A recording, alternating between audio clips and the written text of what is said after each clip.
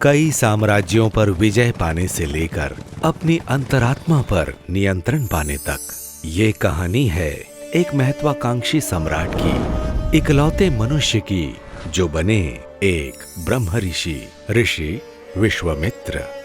एक बार युद्ध से लौटते हुए सम्राट कौशिक और उनकी सेना ऋषि वशिष्ठ के आश्रम में रुके। ऋषि वशिष्ठ ने बिना किसी सहायता के सम्राट कौशिक की संपूर्ण सेना के लिए स्वादिष्ट भोज आयोजित किया। यह देख सम्राट कौशिक चकित रह गए। उन्होंने पूछा, आपने यह कैसे किया? ऋषि ने कहा, मेरे पास भगवान इंद्र का दिया हुआ वरदान है, ये कामधेनु गाय नंदिनी। सम्राट सोचने लगा, यदि नंदिनी मुझे मिल जाए तो मेरा राज्य हमेशा के लिए खुशहाल हो जाएगा। उन्होंने ऋषि वशिष्ठ से आग्रह किया कि वे नंदिनी उसे दे दें और बदले में आधा राज्य ले लें, लेकिन महर्षि न माने। लालच से वशीभूत सम्राट कौशिक ने ठान लिया कि वो हर हाल में नंदिनी को हासिल करेंगे। उन्होंने ऋषि पर आक्रमण किया मगर पराजित हो गए। हठी राजा ने भगवान शंकर की घोर तपस्या की और कई सदियों की तपस्या के पश्चात भगवान शंकर ने उन्हें सर्वाधिक शक्तिशाली अस्त्र शस्त्र प्रदान किए।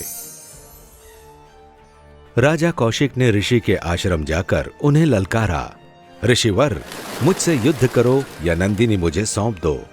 और उन्होंने ऋषि पर अस्त्रों की बौछार कर दी, मगर सम्राट के सारे अस्त्र ऋषि के ब्रह्मदंड में समा गए। ऋषिवर ने कहा, हे राजन, ये मेरी शक्तियां नहीं, ये मेरा प्रताप है। सम्राट कौशिक हैरान थे कि हजारों वर्षों की तपस्या के बावजूद मैं एक बछड़ा तक नहीं पा सका। उन्होंने प्रतिज्ञा की कि अब मेरे जीवन का एक ही लक्ष्य है कि मैं ऋषि वशिष्ठ के जैसा ही ज्ञान प्राप्त करूंगा। उन्होंने हजारों वर्षों तक कठिन तपस्या की और अंततः ब्रह्मर्षि पद प्राप्त किया। उन्होंने मनुष्य को अपनी पूर्ण क्षमता की शक्ति देने वाले गायत्री मंत्र को सिद्ध किया और इसी कारण उन्हें यह उपाधि दी गई, संपूर्ण विश्व का मित्र ऋषि विश्वामित्र।